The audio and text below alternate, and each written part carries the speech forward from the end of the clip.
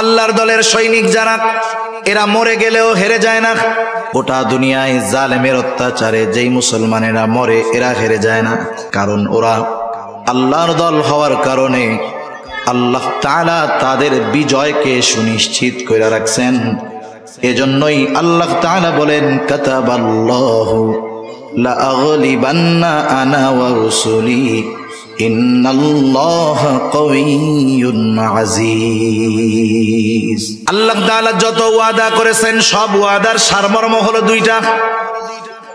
এক নাম্বার হলো ইন্নাল্লাযীনা আমানু ওয়া আমিলুস সলিহাতি লাহুম জান্নাতুন তাজরি মিন তাহতিহাল আনহার। এক নাম্বারটা হইল ঈমান আনো, নেক আমল করো, তোমাদের জন্য রয়েছে এমন জান্নাত যেই জান্নাতের পাদদেশ দিয়ে আছে প্রবাহিত নহর। আল্লাহ তাআলার যত ওয়াদা তার দ্বিতীয়টা হলো ওয়াল্লাযীনা কাফারু ওয়া কাযযাবু বিআয়াতিনা উলাইকা আসহাবুল জাহিম। আল্লাহ তাআলার যত ওয়াদা আছে সব ওয়াদার দ্বিতীয়টা সারমর্ম হলো যারা আল্লাহ তাআলার আয়াত সমূহকে মিথ্যা প্রতিপন্ন করে, আল্লাহ তাআলার নিদর্শন সমূহকে মিথ্যা প্রতিপন্ন করে, আল্লাহর সাথে কুফরি করে, ঈমান আনে না, নেক আমল করে না, তারা হলো আসহাবুল জাহিম। তাদের ঠিকানা হলো জাহান্নাম। এটা হলো আল্লাহ তাআলার সকল ওয়াদার একেবারে সারাংশ, মূল কথা। এই কথাই শয়তান মনে করায় দিবে আল্লাহ তাআলা ওয়াদা দিয়েছিল ঈমান আনো, নেক আমল করো, জান্নাত। ঈমান আনো নাই, নেক আমল করো নাই, জাহান্নাম। এই ওয়াদাটা আল্লাহ তাআলা দিয়েছিলেন, নিশ্চয়ই আল্লাহ তাআলার এই ওয়াদা সত্য, কোনো সন্দেহ নাই। শয়তান ওই দিন বলবে, শয়তান বলার আগে আল্লাহ তাআলা আমাদের জানায় দিচ্ছে। এইবার শয়তান নিজের প্রতিশ্রুতির ব্যাপারে বলবে। শয়তানও কিন্তু মানুষের দুনিয়ায় প্রতিশ্রুতি দেয়। শয়তান অনেক সময় আমাদের অন্তরের মধ্যে বিভিন্ন কথা ডাইলা দেয়। এইরকম তো আর মানুষের মতো ওয়াজ মাহফিল কইরা শয়তান তার কথাগুলো কইতে পারে না। কিছু মানুষরে দিয়া করাই ঠিক। মাঝে মধ্যে দেখবেন অনেকে নিজে নিজে চিন্তা করে, বা নামাজের কথা বললে, দাড়ির কথা বললে, গুনার থেকে বাঁচার কথা বললে, হুজুর এখন মাত্র বয়স 22 বছর, আর একটু বুড়া টুড়া হই, এরপরে দাড়ি টাড়ি রাখবে না। নামাজের কথা বললে এই তো শুরু করে দিব না কালকে থেকে। হজের কথা বললে বলে এখন তো জুয়ান আছি, টাকা পয়সা আছে, তাতে কি, বুড়া কালে হজ করবো আর ঘর থেকে বাইরমু না, তখন ভালো হয়ে যাবো না। এইরকম কিছু বিষয়, কথা, চিন্তা আমাদের অন্তরে ডাইলা দেয় শয়তান। বলে টেনশন করিস না, হায়াত তো বহুত বাকি, পরে ভালো হয়ে যায়। এখন একটু চুরিচারি কর, দুর্নীতি কর, অন্যেরটা মাইরা খা, বুড়াকালে হজ কইরা একেবারে সদ্য ভূমিষ্ঠ শিশুর ন্যায় নিষ্পাপ হইয়া ঘরে বসে থাকবি। এই ধরনের ধোঁকা, এই ধরনের ওয়াদা মানুষের অন্তরে শয়তান ঢেলা দেয়। এবার শয়তান তার প্রতিশ্রুতি ওয়াদার ব্যাপারে বলবে,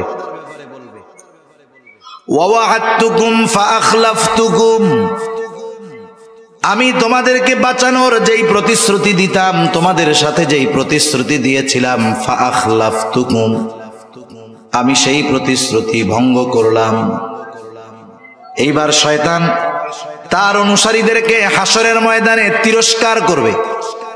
তিরস্কার করে বলবে, শয়তান বলবে, ইন্নাল্লাহা ওয়া'আদাকুম ওয়া'দাল হক ওয়া ওয়া'আদতুকুম ফাআখলাফতুকুম ওয়া মা কানা লিয়া আলাইকুম মিন সুলতান। শুনা নাও, আমি তোমাদের সাথে যেই প্রতিশ্রুতি দিয়েছিলাম সেটা ভঙ্গ করলাম। আর এটাও শুনা নাও, ওয়া মা কানা লিয়া আলাইকুম মিন সুলতান, তোমাদের উপরে আমার কোনো আধিপত্য ছিল না, ক্ষমতা ছিল না, পাওয়ার ছিল না।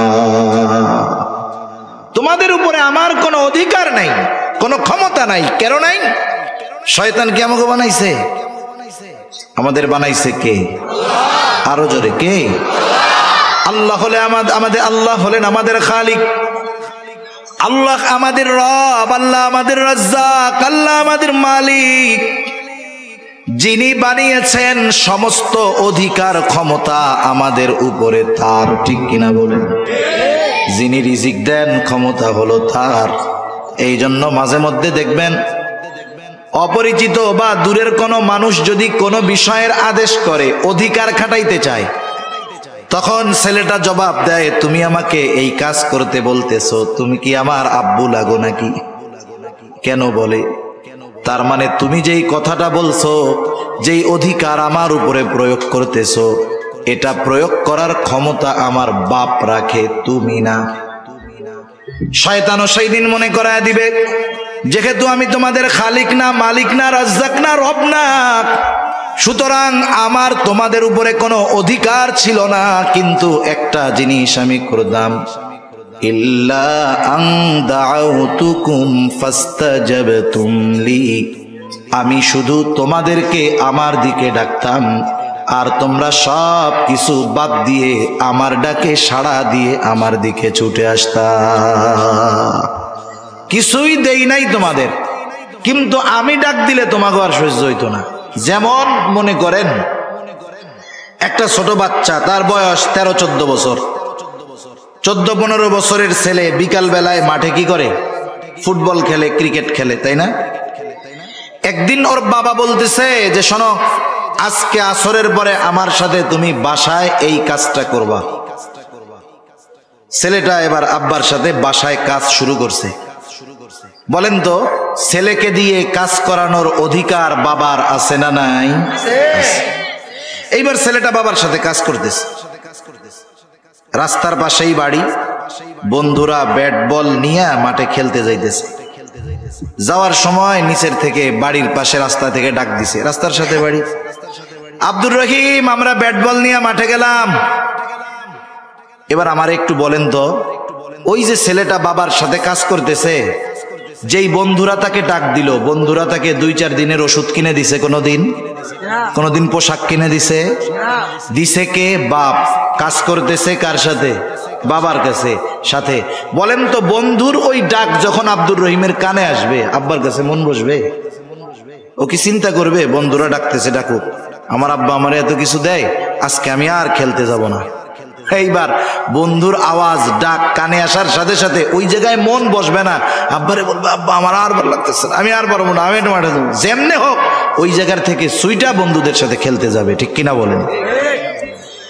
শয়তান এইরকমই মনে করায় দিবে, শোনক, আমি কিছুই দেই নাই, কিছুই করি নাই, কোনো অধিকার তোমাদের উপরে নাই, শুধু ডাক দিতাম যে আমার দিকে আসো, তোমরা সব কিছু সাইডা আমার দিকে চইলা আসতা।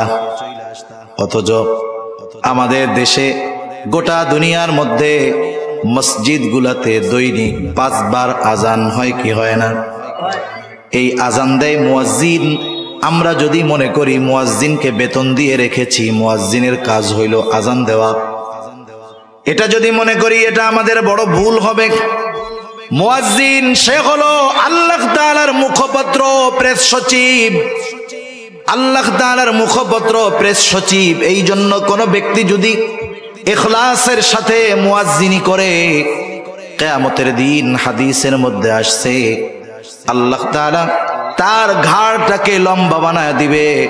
কিয়ামতের মানুষ বুঝতে পারবে এই ব্যক্তি দুনিয়ার মধ্যে মুয়াজ্জিন ছিল। এখন এই মুয়াজ্জিন আমাদেরকে কার দিকে ডাকে বলেন তো? আল্লাহর দিকে ডাকে। আল্লাহ তাআলা সেই কথা স্মরণ করায় দেন। আল্লাহ তাআলা বলেন, ওমান আহসানু কওলাম মিম্মান দাআ ইলাল্লাহ, তার চাইতে উত্তম আহ্বানকারী আর কে আছে যে মানুষকে আল্লাহর দিকে ডাকে? মুয়াজ্জিন দৈনিক 5 বার আযান দেওয়ার মাধ্যমে আমাদেরকে আল্লাহর ঘরের দিকে ডাকে। আযান যখন দেয় আমরা বুঝি আমাদেরকে যেতে হবে কার ঘরে? আরো জোরে বলেন না, কার ঘরে? বলেন তো, কারো ঘরে কারো অনুমতি ছাড়া ঢোকা জায়েজ আছে নাকি? ওয়াজ খালি আমরা শুনি, কিন্তু ওয়াজ নিয়ে ফিকির করি না, চিন্তা করি না। ঘর হলো আল্লাহর, ডাকতেছে মুয়াজ্জিন, তার মানে মুয়াজ্জিনকে আল্লাহর ঘরে ডাকার অনুমতি আল্লাহ তাআলা দিবেন, ঠিক কিনা বলেন? তাহলে যদি সহজ কথায় বলি, এই ডাকটা মূলত মুয়াজ্জিনের না, ডাকটা কার? আপনার কাছে আপনার এলাকার সম্মানিত চেয়ারম্যান সাহেব অথবা এমপি সাহেব একজন লোক পাঠায় বলছে যে ভাই এমপি সাহেব আপনাকে ডাকছে, আমাকে ডাকতে বলছে। বলেন তো ওই লোকটা যত ছোট হোক, সামাজিকভাবে তার যত সম্মান কম হোক না কেন, আমি আপনি যদি ওই লোকের কথাটাকে ফিরায় দেই, তার কথা ফেরানো হবে না, বরং এমপি সাহেবের কথা ফিরায়া দেওয়া হবে। মুয়াজ্জিন সে যে হয় হোক, ডাকতেছে আল্লাহর দিকে, আল্লাহর আদেশে সে ডাকতেছে। এখন চিন্তা করেন আল্লাহ তাআলার এই আহ্বান, আল্লাহ তাআলার এই দাওয়াত যে বান্দা আমার ঘরে আসো, আমার ঘরে আসো, নামাজ পড়ো, নামাজের মধ্যে কল্যাণ। শয়তান সেই দিন মনে করায় দিবে আমি ডাক দেওয়ার সাথে সাথে সব থইয়া চইলা আসছো, কিন্তু আল্লাহ তাআলা দৈনিক তোমারে 5 বার তার ঘরে দাওয়াত দিছে, যাও নাই। ইল্লা আন দাউতুকুম ফাস্তাজাবতুম লি, যেই আল্লাহ তোমারে খাওয়াইছে, যেই আল্লাহ তোমাকে বানিয়েছে, যেই আল্লাহ তোমার রব, তার ডাকে সাড়া না দিয়া আমার ডাক শুইনা চইলা আসছো। তোমার মতো নাফরমান আর কেউ নাই। তোমার এই পরিণতি যে হয়েছে, এই জন্য তুমি আমারে বকা দিও না। ফালা তালুমুনি ওয়ালুমু আনফুসাকুম, আমাকে তিরস্কার কইরো না, আমারে ভৎসনা কইরো না। তোমরা নিজেরা নিজেদেরকে তিরস্কার করো, ভৎসনা করো। আর শুনা নাও, আজকের এই দিনে মা আনা বিমুসরিখিকুম ওয়া মা আনতুম বিমুসরিখিয়া, আমি নিজের জন্য কিছু করতে পারবো না, তোমাদের জন্য কিছু করতে পারবো না। সাথে সাথে এটাও জেনে নাও, ইন্নী কাফারতু বিমা আশরাকতুমুনি মিন ক্বাবল। কিয়ামতের দিন শয়তান তার অনুসারীদের সাথে এই বক্তব্য দিয়ে সম্পর্ক ছিন্ন করবে। এটা যে করবে এ ব্যাপারে কোনো সন্দেহ আছে না থাকার কারণ এই বক্তব্যটা আমাদের যিনি জানিয়েছেন তিনি কে? এখন বলেন, এত সুস্পষ্টভাবে দুশমনের পরিচয় বলে দেওয়ার পরেও, দুশমনের মিশন কর্মপন্থা সব কিছু বলে দেওয়ার পরেও কেউ যদি আল্লাহর আহ্বানে সাড়া না দিয়ে, শয়তানের ডাকে সাড়া দিয়ে পরকালে ক্ষতিগ্রস্ত হয়, পাপে লিপ্ত হয়, বলেন তো এর মতো জালেম দুনিয়ায় আর কেউ আছে? এজন্যই আল্লাহ তাআলা এর পরপর বলেন, ইন্নায যালিমিনা লাহুম আযাবুন আলীম, নিশ্চয়ই জালেমদের জন্য কঠিন শাস্তি আল্লাহ তাআলা প্রস্তুত করে রাখছেন। সব কথার মূল কথা, শয়তানের দলের লোক যারা, এরা যে ক্ষতিগ্রস্ত হবে সে কথাই আল্লাহ তাআলা বলেন, উলাইকা হিজবুশ শাইতান আলা ইন্না হিজবাশ শাইতানি হুমুল খাসিরুন। আল্লাহ তাআলা বলেন, শয়তান যাদের ঘাড়ের উপরে চেপে বসেছে, আমি আল্লাহর স্মরণ থেকে যাদেরকে গাফেল বানায় দিয়েছে, ওই মানুষগুলোই হলো শয়তানের দলের লোক। আর যারা শয়তানের দলের লোক তারা হলো ক্ষতিগ্রস্ত। ক্ষতিগ্রস্ত যখন আল্লাহ তাআলা বলেন এর দ্বারা জানমালের ক্ষতি হবে, বিষয়টা এমন নয়, বরং সে ক্ষতিগ্রস্ত হবে কেমনে? এই ক্ষতি হবে অনন্তকালের জাহান্নামের বাসিন্দা হওয়ার মাধ্যমে। সেজন্য আল্লাহ তাআলা আমাদের শয়তানের দল হওয়া থেকে বেঁচে থাকার তৌফিক দান করুন, জোরে বলি আমিন। তাহলে দুনিয়াতে দল কয়টা? একটা হলো শয়তানের দলের লোক, একটা হলো শয়তানের দল। কার দল? আর একটা কার দল? আমরা কার দলের লোক হব? হাত উঁচু করে বলি নারায়ে তাকবীর, নারায়ে তাকবীর। মাশাআল্লাহ, হাত নামাই। শয়তানের দলের মোটামুটি পরিচয় অবস্থা আমরা জানলাম। আল্লাহর দলের পরিচয় জানার দরকার আছে না? একটু কষ্ট হইতেছে নাকি আপনাদের? আমার তো কষ্ট হইতেছে, এই জন্য বেশি সময় আর আপনাদের কষ্ট দিব না। কারণ আগামী দিন আমার বড় শ্রদ্ধেয় ব্যক্তিত্ব, শ্রদ্ধার মানুষ, ভালোবাসার মানুষ আল্লামা আব্দুল বাসিত খান সাহেব আসবে। কালকেও তো আপনারাই আসবেন, এজন্য বেশি সময় কষ্ট দিব না ইনশাআল্লাহ। এরপরে আল্লাহ তাআলা বলতেছেন, আমি যে আয়াতগুলো তিলাওয়াত করেছি সূরা মুজাদালার শেষ কয়েকটা আয়াত, এক আয়াতের কথা মোটামুটি শেষ। এরপরে আল্লাহ রাব্বুল আলামিন বলতেছেন, ইন্নাল্লাযীনা ইউহাদ্দুনাল্লাহা ওয়া রাসূলাহু উলাইকা ফিল আযাল্লিন। যারা আল্লাহ এবং রাসূলের সাথে শত্রুতা পোষণ করে, দুশমনী রাখে, তারা চরম অপমানিত হবে। এরপরেই আল্লাহ তাআলা তার দলের লোকদের হালত অবস্থা কি হবে সেই ঘোষণা দেন। নিজের দলের কথা বলার শুরুতেই আল্লাহ তাআলা বলেন, কাতাবাল্লাহু লাআগলিবান্না আনা ওয়া রুসুলি ইন্নাল্লাহা কাওয়িয়্যুন আজিজ। আল্লাহ তাআলা নিজের দলের কথার শুরুতেই বলেন কাতাবাল্লাহ, আল্লাহ তাআলা নির্ধারিত করে রাখছেন, লেখা রাখছেন। কি লেখা রাখছেন? লাআগলিবান্না আনা ওয়া রুসুলি, আমি আর আমার রাসূলের দলের বিজয় হবেই হবে, এটা লিখে রাখছেন কে? তার মানে আল্লাহর দলের লোক যারা, তাদের বিজয় হবেই হবে। এখন আল্লাহর দলের লোক যারা, তাদের বিজয় হবেই হবে। কেন?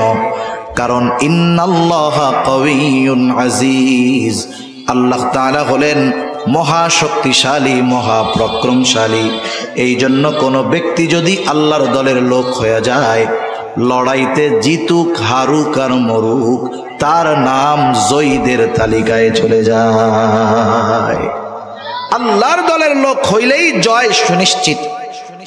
এই যে ফিলিস্তিনের পক্ষে, আকসার পক্ষে, বাইতুল মুকাদ্দাসের পক্ষে যারা ইহুদিদের বিরুদ্ধে যুদ্ধ করতেছে, হয়তো ইসরায়েল সারা দুনিয়াকে কনভিন্স করে গাজাকে পৃথিবীর মানচিত্র থেকে মুছে দিবে। হতে পারে 20 লক্ষ গাজার বাসিন্দাদেরকে একেবারে শেষ করে দিবে। এরা যদি মরেও যায়, বলেন তো এরা পরাজিত হবে নাকি? মরলে পরাজিত হয় না, মরলেই হেরে যায় তা না, বরং মৃত্যুর মাধ্যমে মানুষ তার চূড়ান্ত গন্তব্যে পৌঁছাতে পারে। একটা ঘটনা বলি আপনাদের, তাইলে বুঝতে সহজ হবে। রাসূল আকরাম সাল্লাল্লাহু আলাইহি ওয়াসাল্লাম দুনিয়ায় আসার পূর্বে ঈসা আলাইহিস সালাতু ওয়াস সালামের পরে এক জালেম বাদশার ঘটনা তাফসীরের মধ্যে আসছে। এই জালেম বাদশার নাম ছিল ইউসুফ জুরনাওয়াজ। সে নিজেকে খোদা দাবি করত। তৎকালীন সময়ের খ্রিস্ট ধর্মের অনুসারী যারা ছিল, তাদের উপরে জুলুম অত্যাচার সে চালায়া যাইত। এই বাদশাহ ইউসুফ জুরনাওয়াজের দরবারে একজন জাদুকর ছিল, জাদুকর বৃদ্ধ হয়ে গেছে। জাদুকর বাদশার কাছে বলে, বাদশাহ আপনি একজন মেধা সম্পন্ন বালকের ব্যবস্থা করেন, আমি আমার জাদু বিদ্যাটা তাকে শিখাইয়া দেয়া যাই, যাতে করে আমার মৃত্যুর পরে এই বিদ্যার দ্বারা আপনি উপকৃত হতে পারেন। সারা দেশে যাচাই বাছাই করে একজন মেধাবী বালকের ব্যবস্থা করা হলো। বালককে বলা হলো, বালক তুমি রাজ দরবারে থাকবা, রাজপ্রাসাদে থাকবা, তোমার যা কিছু প্রয়োজন খাবা দাবা ঘুরবা, দৈনিক ওই জাদুকরের কাছে গিয়ে তুমি জাদু শিখা আসবা। ছেলেটা প্রতিদিন জাদুকরের কাছে জাদু শিখতে যায়। যাওয়ার পথে একজন খ্রিস্টান পাদ্রী তার খানকা ছিল, ওইখানেও কিছু মানুষ লুকায়া লুকায়া ওই খ্রিস্টান আলেম পাদ্রীর কাছে গিয়া তৎকালীন সময়ের দিন শিখত। এই বিষয়টা বালকের দৃষ্টিগোচর হলো। একদিন বালক ওই খ্রিস্টান পাদ্রীর কাছে গেল। যাওয়ার পরে খ্রিস্টান পাদ্রীর সাথে তার কিছু সময় কথোপকথন হলো। বালকের কাছে খ্রিস্টান পাদ্রীর কথাগুলো ভালো লাগলো। এইবার সে জাদুকরের কাছেও যায়, খ্রিস্টান পাদ্রীর কাছেও যায়। যাইতে যাইতে এক সময় বালকের অন্তরের মধ্যে তাওহীদের বীজ রোপণ হয়ে গেল, ঈমানের বীজ রোপণ হয়ে গেল। বালক এক আল্লাহয় বিশ্বাসী হয়ে গেল। কিন্তু যেহেতু রাজার দরবারে থাকে, জাদুকরের কাছে যাওয়া লাগে, একটু যায়। এভাবে চলছে কিছুদিন। হঠাৎ একদিন বালকটা যখন রাজ দরবার থেকে বের হয়ে জাদুকরের ঘরের উদ্দেশ্যে রওনা দিল, দেখতেছে রাস্তার মধ্যে একটা বাঘ শুয়ে আছে, জ্যান্ত বাঘ। বাঘের ভয়ে লোকজন চলাচল করতে পারে না। বালকটা চিন্তা করলো, এইবার আমার পরীক্ষার একটা সুযোগ। হকের উপরে কে আছে, সত্যের উপরে কে আছে পরীক্ষা করা যাবে। এইবার বালক হাতের মধ্যে ছোট্ট একটা পাথর নিয়ে আল্লাহ তাআলার কাছে বলে, আল্লাহ, কে হকের উপরে আছে জানি না, তবে এই পাদ্রী যদি হকের উপরে থাকে এই পাথরের আঘাতে যেন বাঘটা মারা যায়। এই বলে ছোট্ট পাথরটা বিসমিল্লাহ বলে যখন ওই বাঘের দিকে নিক্ষেপ করেছে, ছোট্ট পাথরের আঘাতে বড় বাঘটা সাথে সাথে মরে যায়। বালকের ইয়াকিন পূর্ণ হয়ে গেছে। মনে রাখবেন, অনেক সময় অনেক কিছু আছে, যেমন ইব্রাহিম আলাইহিস সালাম প্রশ্ন করছে, আল্লাহ, আপনি মৃত্যুকে জিন্দা কেমনে বানাইবেন? আল্লাহ তাআলা বলছে, বিশ্বাস হয় না? বিশ্বাস তো হয়, তাহলে কেন? লিতাতমাইন্না কলবি, আমি আমার আত্মার প্রশান্তির জন্য একটু দেখতে চাচ্ছি, অবিশ্বাসের কোনো কিছু নাই। বালকের বিশ্বাস পূর্ণ হয়েছে, তবে ইতমিনানের জন্য সেটা পরীক্ষা করছে। যখন সব কিছু কমপ্লিট, এইবার গেছে পাদ্রীর কাছে। পাদ্রীর কাছে গিয়ে বলতেছে, এই ঘটনা, আমি এটা করছি আর এটা হয়েছে। পাদ্রী বলতেছে, বালক, তুমি তো কামেল হয়ে গেছো, ঈমান পরিপূর্ণ হয়ে গেছে, অচিরেই তোমাকে পরীক্ষার সম্মুখীন হওয়া লাগবে, মুসিবত তোমার দেখা দিবে। তখন যদি তুমি বিপদে পড়ো, মুসিবতে পড়ো, খবরদার আমার নামটা প্রকাশ করো না, গোপন রাখো। যাই হোক, আতর তো এমন এক জিনিস, এটা যতই লুকায় রাখেন, বাহির করলে ঘ্রাণ বের হবে কি হবে না? ঈমানের ঘ্রাণ, সুঘ্রাণ, এটাকে লুকায় রাখা যায় না। ঈমানের সুবাস বাতাসের মধ্যে ছড়ায়া যায়। বালকের খবর তো এখনো পৌঁছায় নাই বাদশার কাছে, কিন্তু ওই বালক রাজ দরবারে যখন থাকতো, বালকের সাথে একজন উজির সময় দিত, যে ছিল অন্ধ, দুই চোখে দেখে না। বালকটা এবার উজিরে বলতেছে, কথায় কথায় তো জানছে। উজির হয়তো বলতো, আমার চোখ দুইটা যদি ভালো হইতো, কতই না ভালো হইতো, দুনিয়াটা দেখতে পারতাম। বালক এইবার উজিরকে বলে, উজির, তোমার চোখ ভালো হয়ে যাবে, কে ভালো করবে? বালক বলে, আল্লাহ ভালো করবে, তবে শর্ত হইল আল্লাহর প্রতি ঈমান আনতে হবে। বলে, ঠিক আছে, রাজি। এইবার বালক দোয়া করল, অন্ধ উজির দৃষ্টি শক্তি ফিরে পাইল, ঈমান আনলো উজির। পরের দিন সকাল বেলায় যখন রাজ দরবারে গেছে, এতদিন তো ছিল অন্ধ, এখন চোখে দেখে। বাদশাহ জিজ্ঞাসা করতেছে, কি ব্যাপার, তুমি না কানা ছিলা, অন্ধ ছিলা, ভালো হইলা কেমনে? উজির এবার বলতেছে, আমাকে ভালো করছে আমার আল্লাহ। বাদশাহ বলে, কি বলিস? আমি হইলাম তোর আল্লাহ? কোন আল্লাহ তোরে ভালো করলো ক? এইবার উজিরের উপরে জুলুম অত্যাচার। উজির জুলুম অত্যাচারের তীব্রতায় বলে দিল, এই বালক এইভাবে আমার চোখ ভালো করছে, বালকের হাত ধইরা আমি ঈমান আনছি। বাদশাহ বুঝতে পারলো কাজ সারা। আমাদের অঞ্চলের ভাষায় বলে, দুধ কলা দিয়া সাপ পুষছি। কারে এতদিন রাজ দরবারে বসাইয়া খাওয়াইলাম, এ দেখি আমার বড় দুশ্মনে পরিণত হয়ে গেছে। রাজা বুঝতে পারলো, বাদশাহ বুঝতে পারলো, আমার খোদাই দাবির সবচাইতে বড় বাধা হয়ে দাঁড়াবে এই বালক। আল্লাহ তাআলা তো পারেন, আল্লাহ তাআলা পারেন। ফেরাউনের ঘরে আল্লাহ তাআলা মুসা আলাইহিস সালামকে লালন পালন করাইছেন। এইবার বালকের উপরে খেপা বাদশাহ কয়েকজন লোকরে বলছে, যাও এই বালককে নিয়ে উঁচু পাহাড়ের উপর থেকে ধাক্কা দিয়া ফালায় দাও, যাতে করে পাহাড় থেকে পড়ে পাথরের আঘাতে ছিন্ন বিচ্ছিন্ন হয়ে যায়, যাও ফালায় দাও। কয়েকজন লোক বালকরে নিয়ে পাহাড়ের উপরে গেছে। আল্লাহ তাআলার কুদরত, পাহাড়ের মধ্যে কম্পন সৃষ্টি হয়ে গেছে। পাহাড় কম্পন হওয়ায় সাথে যারা গেছে তারা সব পড়ে মরে শেষ। আল্লাহ তাআলা বালককে হেফাজত করেছেন। সুস্থ অবস্থায় বালক রাজার দরবারে হাজির। রাজা জিজ্ঞাসা করে, ওরা কোথায়? বলে, ওরা সব শেষ। তুমি বাঁচলা কেমনে? বলে, আমাকে বাঁচিয়েছেন আমার আল্লাহ। যেই বেটা নিজে খোদা হইতে চায়, ওর সামনে যদি আরেকজন আল্লাহর কথা বলে, ওর খুব ভালো লাগবে না? ভালো লাগবে। ওই আল্লাহ শব্দটা ওর বুকে তীরের মতো যায় লাগতেছে। এইবার আর এক গ্রুপরে বলছে, যা একে গভীর সমুদ্রের মধ্যে নিয়ে গিয়ে ফালায়া দিবি। মনিটরের আওয়াজটা একটু ছেড়ে দিতে বলেন। বলতেছে যা একে গভীর সমুদ্রে নিয়ে ফালায়া দিবা, যাতে সমুদ্রের যেই প্রাণীগুলো আছে তাকে খেয়ে ফেলে, ওর মৃত্যু হয়ে যায়। এইবার একদল মানুষ নৌকায় করে বালকটাকে দরিয়ার মাঝে নিয়ে গেল। আল্লাহ তাআলা বাতাস উঠায়া দিলেন, বাতাসে সমগ্র নৌকা উল্টে পুল্টে শেষ। সাথে যারা গেছে এরা দরিয়ায় ডুবে মারা যায়। আল্লাহ তাআলা বালককে হেফাজত করেছেন। বালক সুস্থ অবস্থায় বাদশার দরবারে হাজির। বাদশাহ বলতেছে কি ব্যাপার, তোমার সাথে যাদেরকে পাঠাইলাম তারা কোথায়? বলে তারা সব শেষ। তুমি বাঁচলা কেমনে? বলে আমাকে বাঁচিয়েছেন আমার আল্লাহ। বাদশার সাথে বালকের এই লড়াই, এ খবর গোটা দেশের মানুষ জেনে গেছে যে এরকম একটা ছোট্ট বালক, তার সাথে বাদশার এই লড়াই, বাদশা তার বাহিনী সহ তারে মারতে পারতেছে না।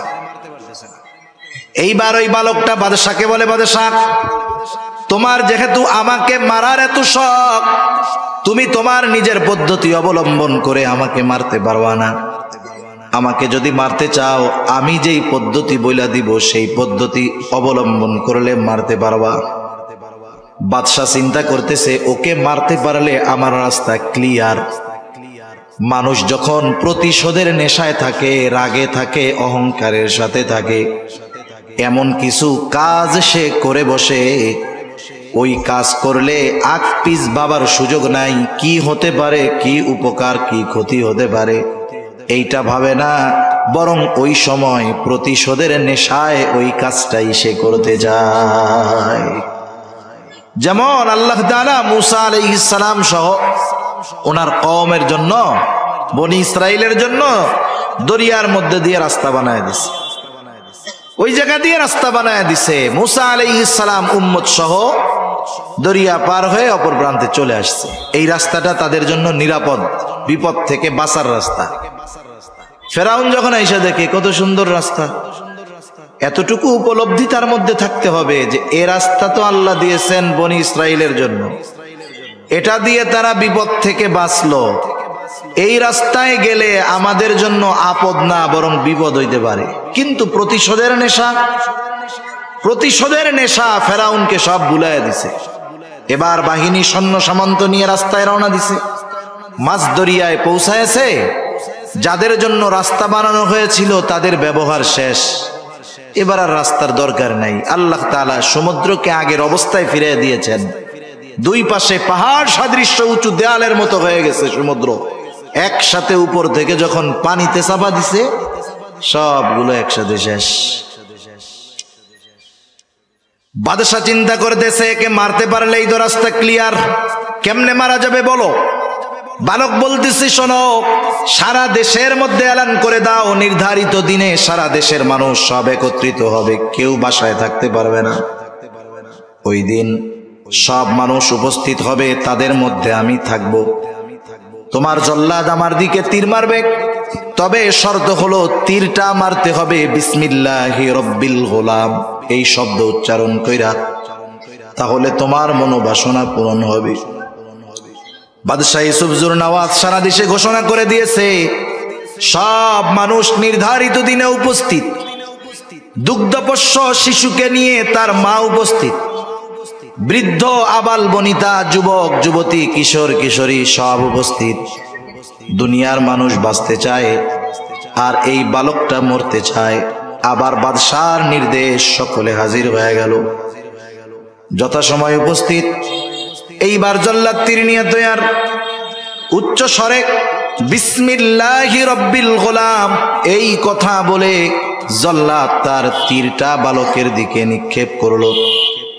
যেই কথাটা বলছে, কথাটা হলো বিসমিল্লাহ, আল্লাহর নামে আমি নিক্ষেপ করতেছি এই তীর। রব্বিল গোলাম বিরব্বিল গোলাম, এই বালকের রব আল্লাহর নামে আমি তীর নিক্ষেপ করতেছি। এই কথা বলে যখন জল্লাদ তীর মেরেছে, তীর গিয়ে গায়ে বিদ্ধ হয়েছে, বালকটা জমিনের উপরে পড়ে গেছে, শহীদ হয়ে গেছে।